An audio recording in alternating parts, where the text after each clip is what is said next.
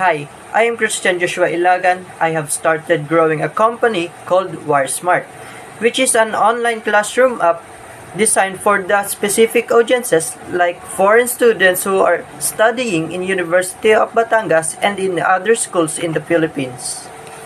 Education is a big part of our future, but during this pandemic, online learning is implemented and with some sort of apps to teach students.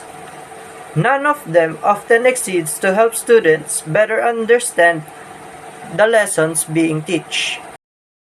Our study shows that based on our experience, we have a classmate that is not from the Philippines or we should call a foreign student.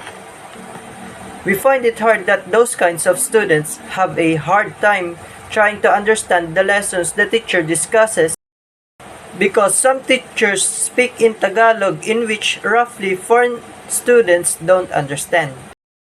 The company aims to accomplish what other online classroom app doesn't, and it is to translate the audio to the chosen language the user wanted. Through this, our business model is based on how other online classroom apps have a lack of features for foreign students to understand the lesson properly. In this page, we will discuss what is WireSmart app and what is the problem that leads to the development of this app. WireSmart app has a feature in which it can easily translate an audio to the chosen language or dialect. We find it hard for foreign students to understand the lesson and participate in the class properly. They end up understanding and learning the lessons less. With those, it can lead up to failing grades and waste of time and money of the foreign students. But with the use of the WireSmart app, the struggles of the foreign students on understanding the lessons will be solved, and it can lead to their performance and participation of the class properly.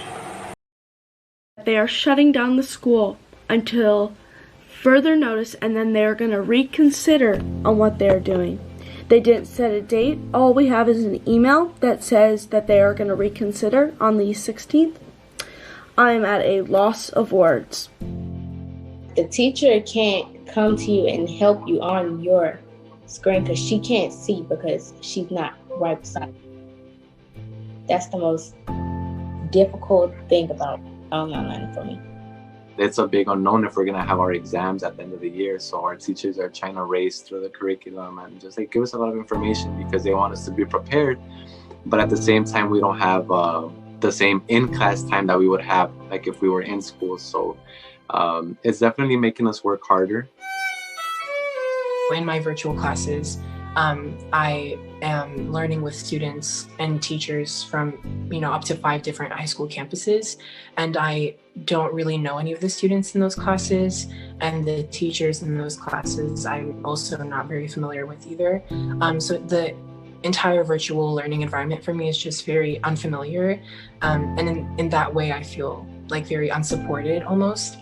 And it's really easy to just zone out of those classes and, because I just feel like I don't have a place in that class, and it's, I don't belong there. So it's kind of hard to learn in such an unfamiliar setting like that. There are a few classes where I'm struggling just because of the workload online and the fact that we don't have that in-person teaching to kind of work through that.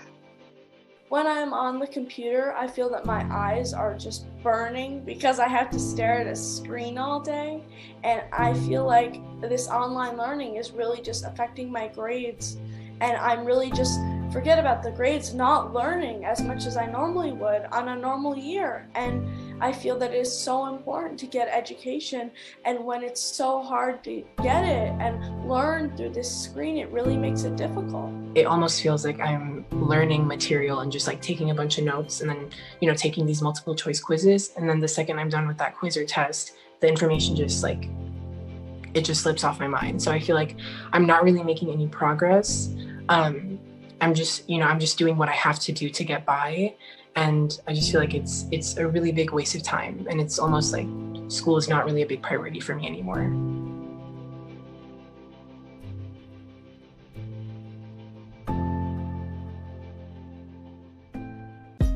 Good day, everyone. I'm Rico Benerick Mugadja Jr. and I'm here to tell you the capabilities of WireSmart. And with the use of WireSmart, it will help you to be flexible in time. And with the use of it in an online class, it will help you to balance your work, your studies, and go back to your work with the full-time program. And because of WireSmart, you can easily manage your time while multitasking and doing such things like any other aspect. Because of it, you can do what you want while learning and without worrying na maaring mahuli kayo sa lesson or hindi nyo mag-intindihan yung mga tinuturo ng professor, and yun, maka-cope up kayo dun sa mga tinuturo. And no more problem, because WireSmart is a wide range application that will provide you an online courses that you'll need in the future. And di na kayo mahihirapan maghanapan ng mga online courses sa other website or other application na magpo-provide ng mga online courses, because we already put plenty of online courses to help the student not to struggle and finding that online courses that is suitable for them. Then WireSmart has a smart translation which helps some foreign student and professor, and with just a one single click on the language that the user choose, it will immediately translate the audio of the presentation or the video lectures. And because of that, sa bilis ng aming application na mag-translate, mas makakahabol yung mga estudyante sa lesson and hindi sila may iwan. Then WireSmart is accessible in all over the country or nationwide. This is another advantage of this app, because right now during pandemic or lockdown, it allows the student to attend from anywhere of your location. Hindi na kayo mahirapang pumunta sa gantong lugar o sa gantong place o para maka-access lang ng mga modules or video lectures.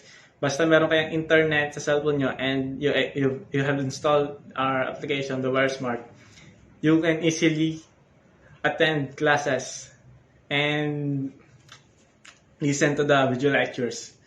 And kahit po nasaan kayong lugar, sa kabilang bayan, sa kabilang probinsya, or sa ibang bansa, pwede rin po. Hindi na kayo mahihirapan pang makahabol sa lesson. Business model. 60% of the foreign students understand their lesson in the other online classroom app when the dialect spoken is English. Because at the present, the main easiest language that can be learned by the different countries is English. But not everyone is studying it, and the others are not interested because they are okay with their own language. So there's a COVID pandemic, there is no face-to-face class, so it has been replaced in the online class. And the common problem of the foreign students and they do not understand their lessons immediately because they are not used to using the different language. So that's why 40% of the foreign students do not understand their lesson in the dialect when the dialect spoken is not English or their native languages. Dahil sa karamihan sa mga foreign students sa iba't ibang bansa, ang kanila lang alam na lingwahe, yung sarili lang nilang lingwahe. Kaya naman pag nagpunta dito sa ibang bansa at nag-aral, ganun yung nagiging nangyayari. Doon sila nagkakaproblema, hindi nila agad maintindihan yung kanilang klase. Lalo na't kapag hindi English language yung ginagamit ng mga prof nila.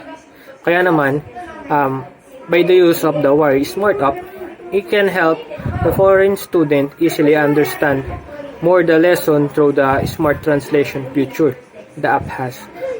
Sa pamamagitan ng WireSmart app, hindi ka na hihirapan dito umintindi sa iyong online class kasi automatic na tinatranslate nito yung iba't ibang lingwaheng pwedeng gamitin ng professor mo or kahit ng mga kaklase mo. WireSmart in the future. One of the main reasons why students fail in online classes is not being able to comprehend the lessons well. One of the factors being involved here is language. Language can be a barrier, especially for foreign students. They surely find it difficult to understand and keep up with the lessons.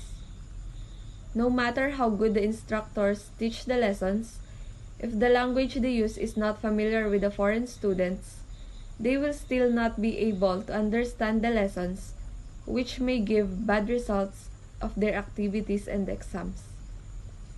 And this will lead to failing grades.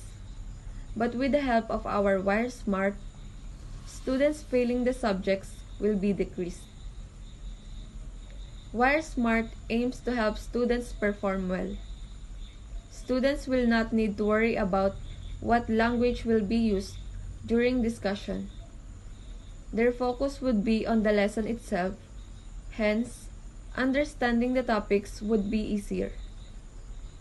Keeping up with the lesson will result to better performance at class, higher scores in exams, and good results in activities.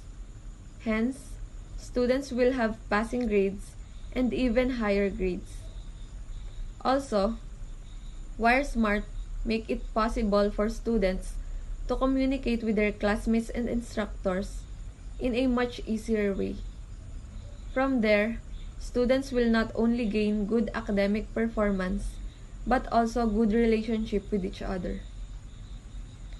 Our team is planning to be the default online classroom app for schools. With WireSmart's language translation feature, students from different places can join the online class without hesitation because of the language difficulty they may face. They can enroll to whatever school they want if WireSmart would be the default classroom app. We plan to be the solution to every student's problem, especially the foreign ones in online classes.